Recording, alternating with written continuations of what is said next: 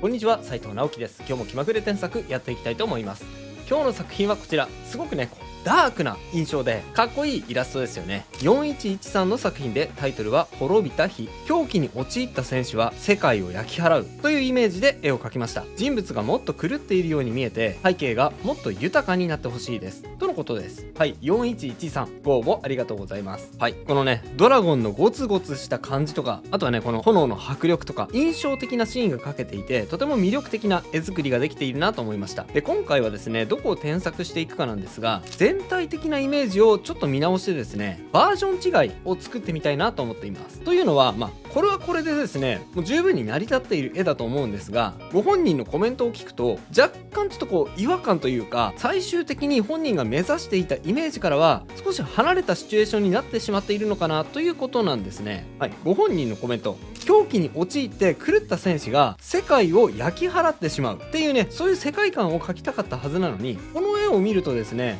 どちらかというと悪いドラゴンから世界を救った戦士みたいな感じにも見えるんですよね。はい、そのあたりをコメントとすり合わせながらバージョン違いを作ってみたいなと思っています。この動画を見ていただければ、キャラクターの向きや配置によってどのように絵の印象をガラッと変えることができるのか知っていただけて、自分の絵にも応用できるようになると思います。ぜひ最後までお付き合いください。それでは早速いってみましょう。はい、まず最初にですね、キャラクターの向きや配置をガラッと変えてみたいと思います。まずはこの女戦士、こうしちゃいます。はい、女戦士を右向きにしてドラゴンと同じ方向に向けました。なぜこのようにしたのかというと、僕はこの絵を見た時にドラゴンを倒して世界を救った女戦士の絵だなと感じました。はい、このようにドラゴンが倒れていて、でそのドラゴンと対峙している女戦士だからですね。ただこのコメントを見ると、どうやらそうではなく、世界を焼き払う狂気に陥った女戦士を描きたかったということなので、できればねドラゴンを倒すよりも、むしろドラゴンと一緒に世界を焼き払う姿を描いた方が、女戦士の狂気も表現できますし、世界を焼き払う手段としてのドラゴンも利用できると思います。なので女戦士の向きを変えて、ドラゴンと対峙しているのではなく、ドラゴンと同じ方向を向かせたというわけですね。ただドラゴンが今の時点では地面に倒れ伏しているので、このままだと世界を焼き払えません。起き上がってもらいましょう。やってみます。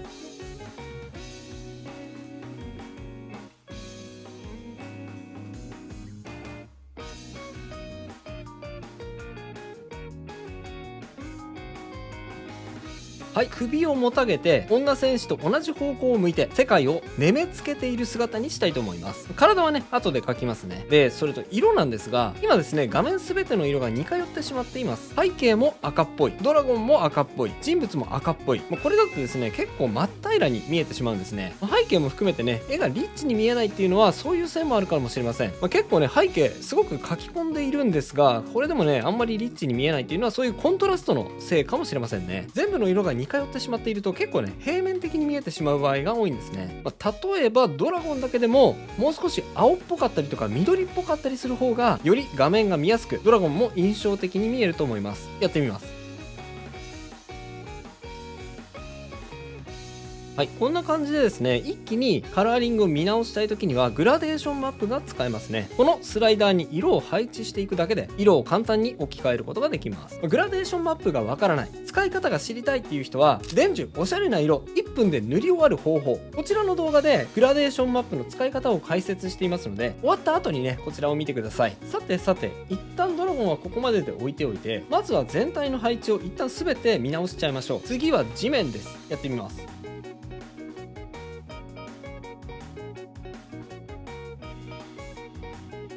はい、こんな感じです。これはよく見ないとわからなかったかもしれませんが、このね女戦士の背後にあった地面ですね、これも合わせて逆側に配置してみました。女性とドラゴンをより高い位置に配置することによって、高い位置から低い位置にあるものたちを蹂躙するというような印象を与えることができます。このねイラストにおいて高さっていうのは結構重要です。高い位置にいる人はより偉大に感じたり、強く感じたり、あとは脅威を感じたりします。だからですね、例えば勇者が魔王に戦いを挑むという場合には、魔王をより高い位置に配置して、でそれを見上げる勇者というような絵作りをすることが効果的です。これね、逆にするとなんかちょっと違和感に感じますね。でただですね、今回は逆です。こっち側がですね、高い位置に当たりますので、こっち側の低い位置に当たる人たちをこう蹂躙するような、威圧するような立場に配置されています。こっち側がですね、蹂躙するような立場なので、ドラゴンと女戦士側を高い位置に配置して、で焼き払われる世界を低い位置に配置してあげる必要があるんです。この高さの絵作りっていうのは結構重要なポイントですので、覚えておいてください。はい、さらに背景です。一旦こうします。はい、背景を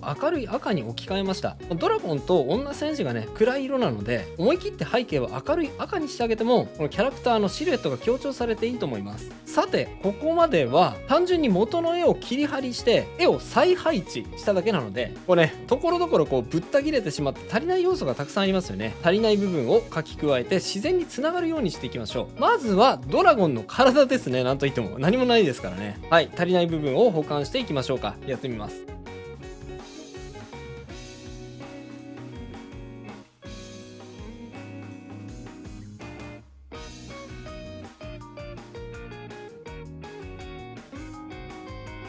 はい、こんな感じでね、大まかなシルエット、当たりを取って、この中の質感を書き加えていきますね。まだ途中なので、どんどん書き込んでいきましょうか。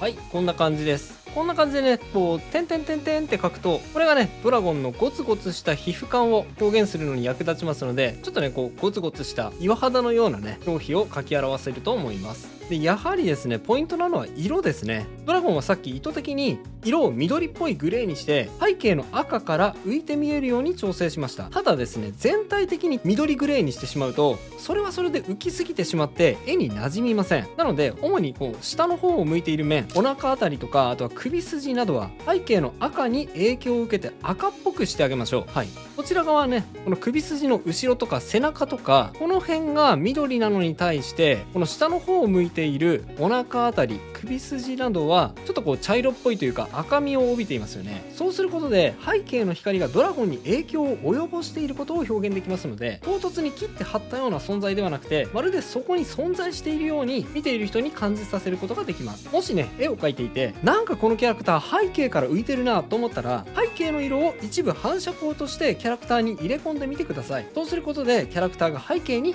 馴染みます。さて、もうちょっと顔周りを調整しますね。こうです。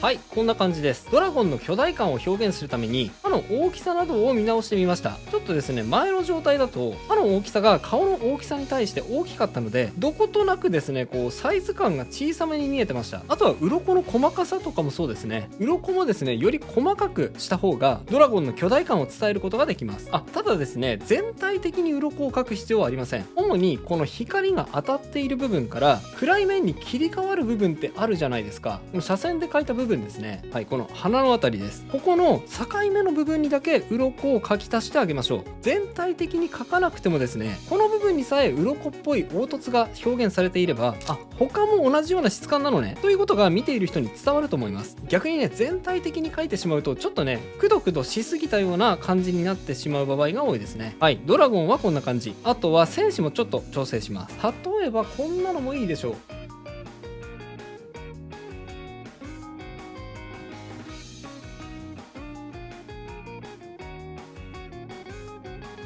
はい、戦士の髪をたなびかせてみました。添削前は風の影響を受けずにちょっとね静かな印象でしたが、こうやってたなびかせることでドラゴンが吐いた炎の爆風などをね表現できると思います。絵としても動きが生まれますよね。はい、髪の毛だけじゃなくてマントも揺れてますので、このね先っちょのぶった切れてる部分も交換していきましょうか。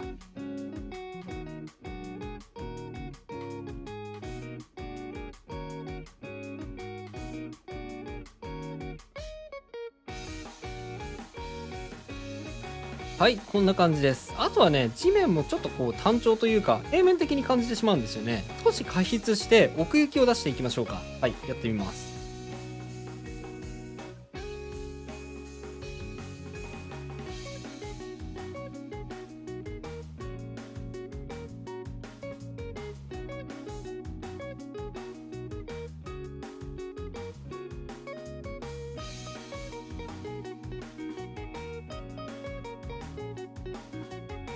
はい、こんな感じです。地面もですね、ポイントは色です。注目してほしいのは手前のこの黒々とした岩に対して奥側に灰色っぽい地面があること。こうやって手前と奥とで明るさや色相を意識的に変えてあげることで絵にね奥行き感を生み出すことができます。さて焼き払った場所に炎を描き入れましょうか。ここはね割とシンプルに描き込みます。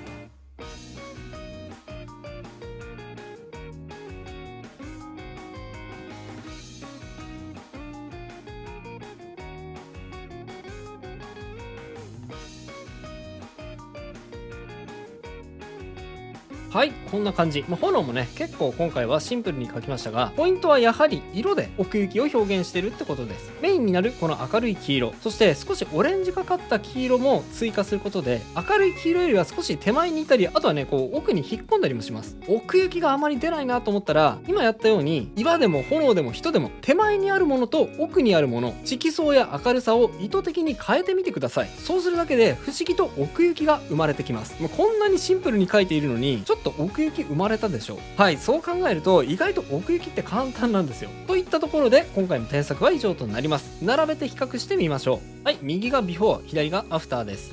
こんな風に変化しました。ちょっとね並べると小さく見えてしまうので単体でも表示しますね。はい、こちらが添削前、そして添削後です。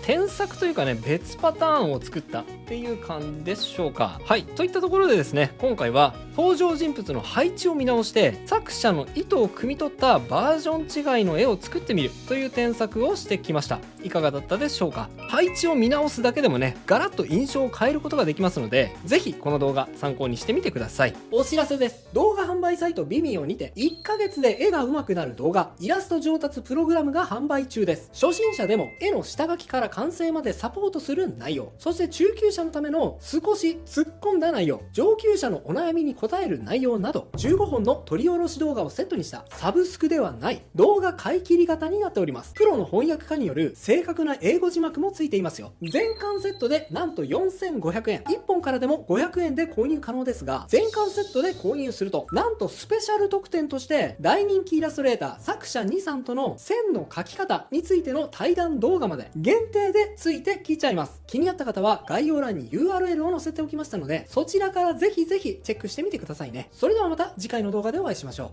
う。